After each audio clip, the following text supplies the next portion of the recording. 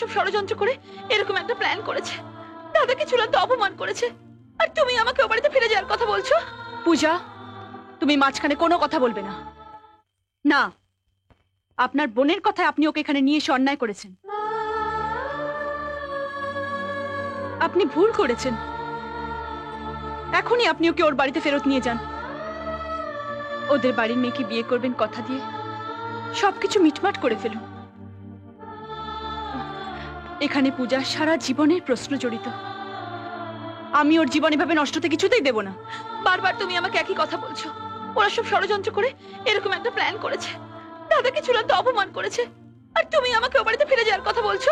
পূজা, তুমি মাঝখানে কোনো কথা বলবে না, কারণ তুমি কিচ্ছু জানো না, কিচ্ছু বোঝো না। তুমি দাদার কষ্টের কথা ভেবে এ কথা বলছো। তোমার দাদার জীবন তো এখনো আরম্ভ হয়নি পূজা। দাদা এখনো ভিজে মাটি, সেটা দিয়ে এখনো পুতুল বানানো যায়। কিন্তু তোমার দাদার ভুলে তোমার সংসার ভেঙে গেলে ও নিজেকে কোনোদিনও ক্ষমা করতে পারবে না। তোমার জীবন সবে শুরু হয়েছে পূজা। বৌদি, তুমি আমার সুখের কথা চিন্তা করছো। তুমিও তো আমার দাদাকে নিয়ে সুখের সংসারের স্বপ্ন দেখেছো, তার কোনো দাম নেই আমার কাছে। আমি বলছি তুমি 2-3 দিন অপেক্ষা করো, দেখবে আমার স্বামী এসে সব সমস্যা মিটিয়ে আমাকে ঠিক নিয়ে যাবে। শুনুন ভাই, মালপত্র কিন্তু ট্রাকে ঠিক মতো তুলে দেবেন। বিকেল 5টার মধ্যে যেন মাল পৌঁছে যায়, ঠিক আছে? বিকেল 5টা।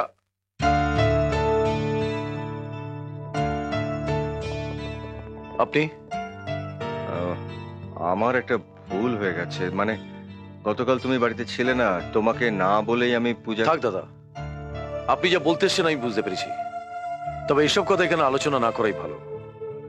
ফ্যাক্টরির লোকজন আছে, শুনে ফেলবে, হাসাহাসি করবে। চলুন বাড়িতে চলুন, আসুন।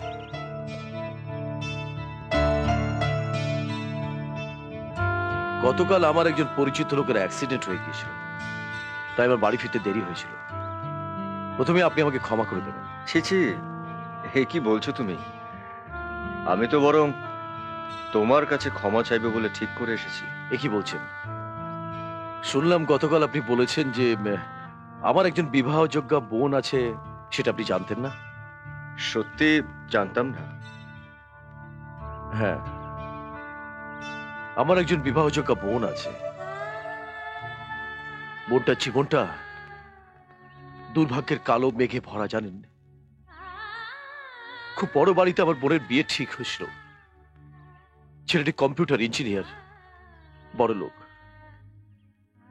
কিন্তু আমার বোনটার পোড়া কপাল, বিয়ে করতে আসার সময় রাস্তায় ছেলেটির হার্ট অ্যাটাক হয়। বাড়িতে আলোর রোশনাই, গিজগিজ করছে নিমন্ত্রিতের দল। আমার বোন করে সেজে বিয়ের পিড়িতে বসবে বলে অপেক্ষা করছে। এমন সময় বন্যা এসে এলো বরের লাশ। আমার বোন লগ্ন ভ্রষ্ট হলো। বিষয়টিকে আমরা কেউ মেনে নিতে পারিনি, কিন্তু কি করব বলুন? ভাগ্যের উপরে তো কারো হাত নেই। সেই দিন থেকে আমার বোন ঠিক করেছিল যে সে আর কোনোদিন বিয়ে করবে না, আর আমিও প্রতিজ্ঞা করেছিলাম বোনের বিয়ে না দিয়ে আমি কোনোদিন বিয়ে করব না।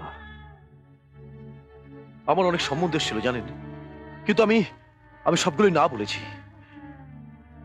আমি বলেছিলাম যে একটি শর্তে আমি বিয়ে করতে পারি।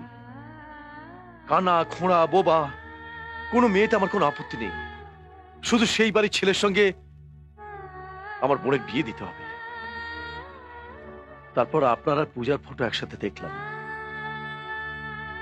আমি ঘটককে প্রথমে জিজ্ঞেস করেছিলাম যে ছেলেটি আমার বোনকে বিয়ে করতে রাজি তো ঘটক বলেছিল হ্যাঁ। আমি অনেক কষ্টে আমার বোনকে বুঝিয়ে সুঝিয়ে রাজি করিয়েছি। ও আপনার ছবি দেখেছে, আপনাকে পছন্দ করেছে।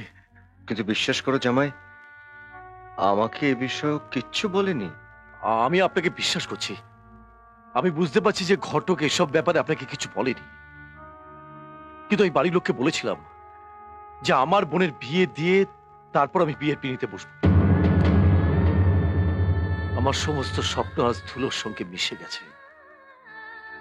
সত্যি কথা বলতে কি, আমরা দুজনেই ভাগ্যের কাছে ঠকেছি।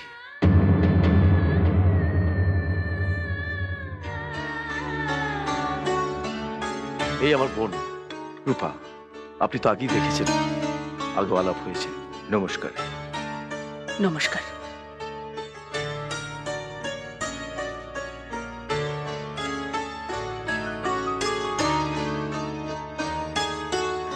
আপনি আমার বোনকে বিয়ে করে সুখী করলে আমি সারাটা জীবন আপনার পায়ের তলায় থাকবো। হ্যাঁ, বিশ্বাস করুন, বিশ্বাস করুন। আপনাকে হাত জোর করছি, এই বিয়েটা আপনি করুন। আমি শুনেছি একটি অনাথ মেয়েকে আপনি কথা দিয়েছেন তাকে বিয়ে করবেন, কিন্তু আমি আপনাকে কথা দিচ্ছি ওই মেয়েটির জন্য আমি একটি ভালো ছেলে জোগাড় করে দেব। আমার চেনা জানা, ব্যাংকে চাকরি করে, 15,000 টাকা মাইনে পায়। আমি ওর সঙ্গে ওর বিয়ে দেবো। শুধু তাই নয়, ওর বিয়ের সমস্ত সব খরচ করবো আমি। দাদা, আপনি আপনার কথা রাখলে একটি মেয়ের জীবন বাঁচবে, আর আমার কথা রাখলে দুটি মেয়ের জীবন বাঁচবে। আমার কথাটা একবার বিবেচনা করে দেখুন। আমি তোমার কথা বুঝতে পারছি জামাই, কিন্তু তুমি একবার আমার কথা ভেবে দেখো, একবার ওই মেয়েটির কথা ভেবে দেখো।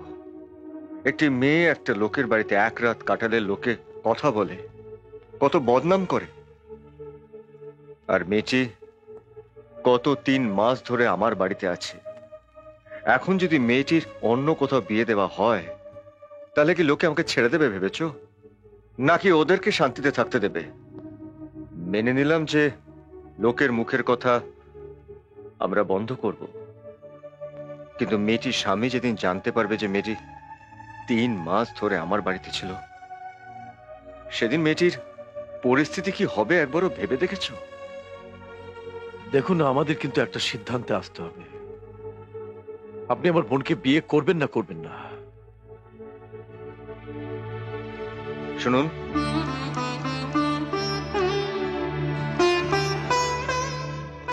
আমি যদি প্রথমে ওই অনাথ মেয়েটাকে বিয়ে করে তারপরে আপনাকে বিয়ে করি, আপনার কোনো আপত্তি আছে?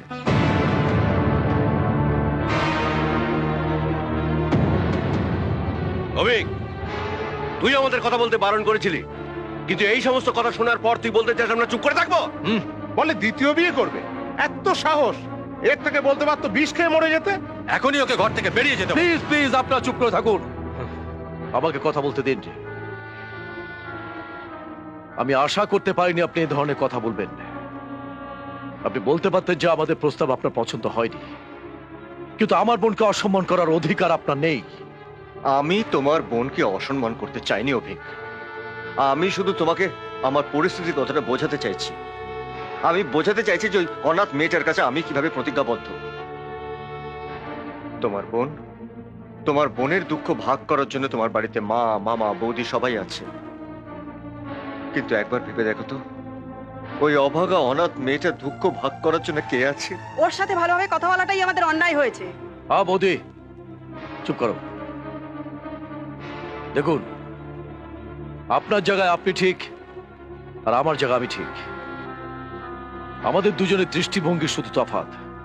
জামাই, আমি তোমাকে কথা দিচ্ছি যে তোমার বোনের জন্য আমি সুপাত্র জোগাড় করে দেব, কিন্তু তোমরা যদি মনে করে থাকো যে তোমার বোনকে আমায় বিয়ে করতে হবে, সেটা কিন্তু আমার পক্ষে সম্ভব না। দেখুন, সমস্যাটা শুধু আমার আর আমাদের নয়, এই পরিবারের সঙ্গে আপনার বোনও যুক্ত। এভাবে দায়িত্ব এড়িয়ে গেলে চলবে না।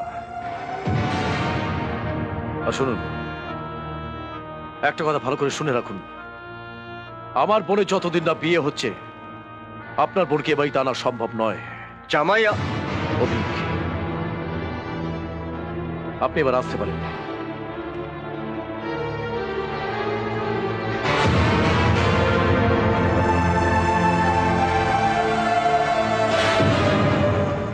এমন আরো অনেক ভিডিও দেখতে এই চ্যানেলটি সাবস্ক্রাইব করে নিন এবং পাশের বেল আইকনটি প্রেস করে দিন।